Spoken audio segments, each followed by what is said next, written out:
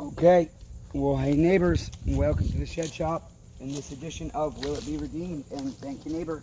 I want to thank all of you that have contributed to the channel in your various ways. But right now, I suppose we should see, can you damn see my head or not? Probably not. So right now, I want to give a special thanks to Daryl Johnson for your donation, neighbor. I would like to share the amount, but I want to respect your privacy. If you don't mind the amount being shared, Daryl Johnson, I would love it if you put it in the comments down below how much you donated to the Shed Shop, and have made it possible for me to get my trailer now. Because of my ATM mishap, you guys can watch the short. I'll give you an info card for that up top. What has happened there? I've got money tied up. That being said, we are here with neighbor Ken's ms391. It's really a 391, but if they think we're not as fast as them, they'll bid a lot more money against us, and then when we smoke them, we take all their money and laugh all the way to the bank. I mean, to the dresser drawer where we hide our cash. Neighbor Ken messaged me and said he had this saw worked on. Oh, you know what? I got a recoil screw loose here. Because I don't know what I want to do about this chain brake handle yet. I got to message him. This is a secondary saw, well, a thirdary saw, but he just likes to have it up and running in case they need it, because they cut firewood for work. And so, that being said, I believe he said he had somebody else rebuild it. They put a 391 top end on it, and it worked fine for a while. They didn't break the saw in, didn't tell him about breaking it in, to my knowledge. And he said the saw worked for a while, and then it stopped working, it stopped running right. And so he brought it to me, and we did a vacuum pressure test on it on the channel here, and we found that the base gasket, the Permatex, had leaked, and one of the crankshaft seals on the outside of the crankshaft seal, it was leaking due to human error. I'm not going to say poor mechanics because I don't know the guy. Human error, I've had the same thing happen to me. So. But the problem is, the guy says he honors his work, and Ken can't get a hold of him, if I recollect. I have another guy with a 311 that has a 391 highway top end on it as well, that came on recently, shortly after Ken, and he bought my 391 because mine needed more parts. He bought that saw, got a good price on it, but like I tell everybody, a used saw, a 57cc saw for 300 bucks with a 20-inch bar and chain on it. Run it, cut it, idle it 15 minutes. If you ain't no wood to cut, don't buy it, okay? Because just because the saw idles and runs, you guys go in the comments, those of you that know, this is fact. Just because the saw runs doesn't mean it's going to cut, okay? It can run and idle and rev all day long, but then when you get it into the cut, it starts doing weird stuff like dying, bogging, stopping in the cut, etc. because there's underlying issues, okay? That being said, I've went ahead and went in, put new crankshaft seals in, and redid the base gasket. We did a few other things, and right now we are just going to see, is this saw going to start back up again, and if so, is it going to be redeemed? Now I just want to verify my carb settings real quick. And these screws are not always easy to get onto. Okay, so quarter, half, 3/4. That's about good for this one. We'll go just shy of 1. I know on this saw that should be fine. It could be wrong and not all the same, but usually quarter, half, 3/4, 1, and 1/8. Okay, quarter, half, 3/4, 1, and 1/8, and that really probably will get leaned out to about 3/4 of a turn. And this one will probably be anywhere from 1/4 to 1 turn, literally. Okay, so that being said, I really need to do videos on how to start chainsaws. Rob Weaver, it's nice to know you know how to start a damn 028, unlike people like Bo and Blake who flood their saws and then say I did them dirty. Rob Weaver knows that shit pops on the first pull, so you don't have to keep pulling cord. Okay, that chain brake part turned the wrong way on me there, but so full choke. We've eliminated his decom valve because he had an air leak there as well, and I told him that's air leak nightmares central. And on this model, I don't think the decom valve helps much, honestly. There she is.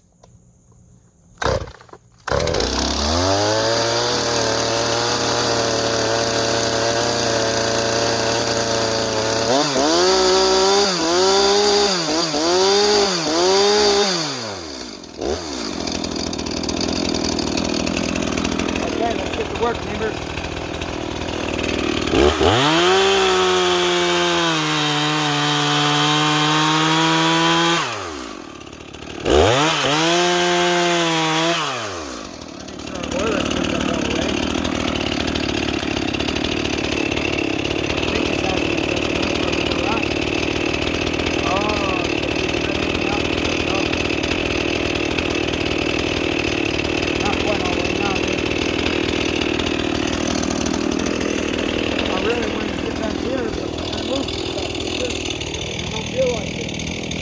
Right, we'll get a nice chance to see if our saw idles for a bit while I typically move some logs.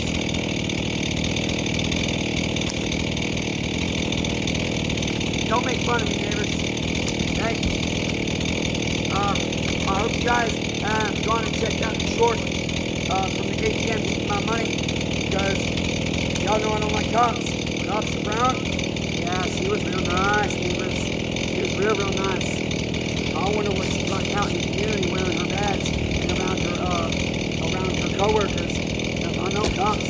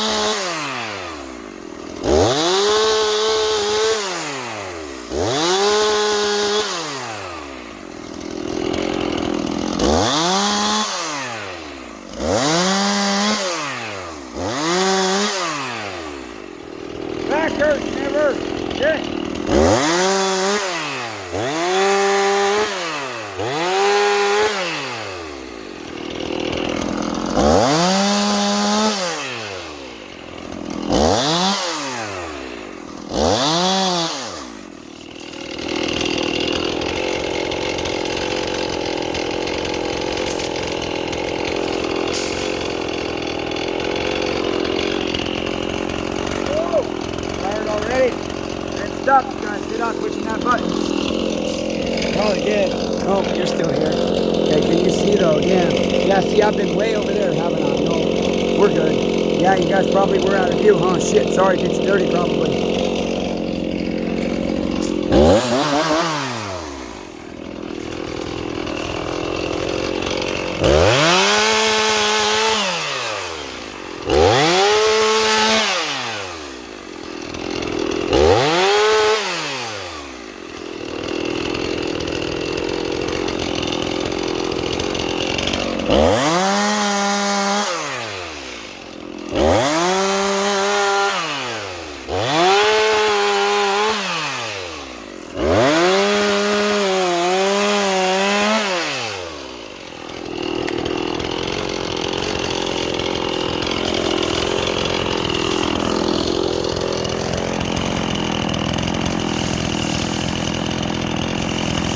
Sorry, you guys in the face there in the front. I told you guys, I know it's exciting, but you shouldn't sit there for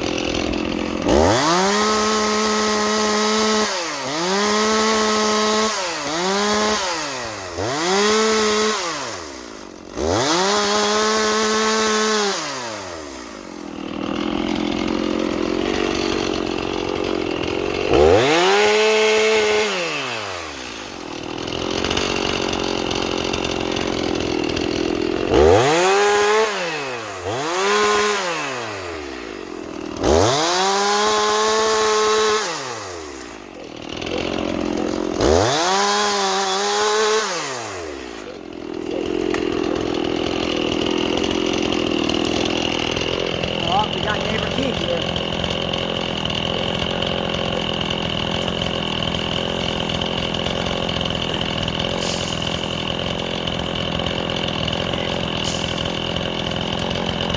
Hey neighbor, I'll be over in a minute.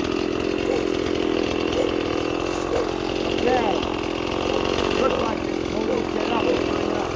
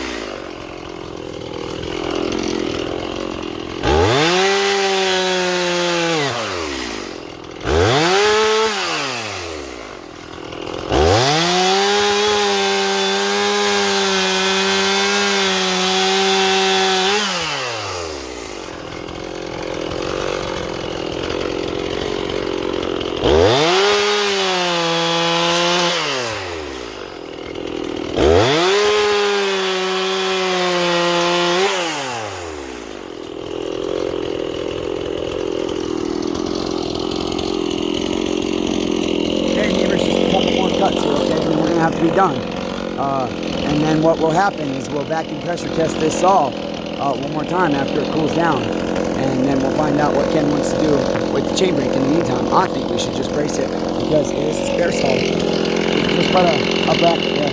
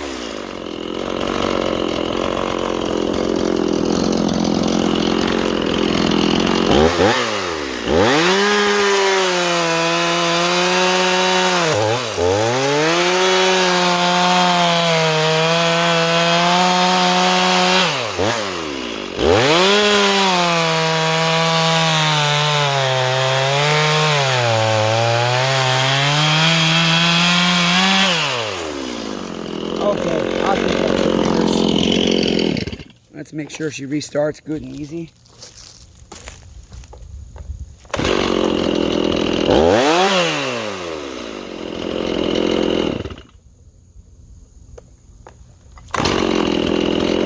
There we go.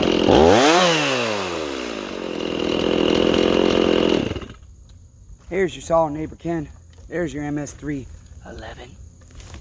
Till next time, neighbors, be kind to one another. Everyone's facing a battle. I'm going to go kick neighbor Keith's ass for showing up in my driveway without notice. Ha ha ha, just kidding, neighbors. We have a policy here. You're welcome anytime you want, as long as you're not an asshole. Till next time, neighbors.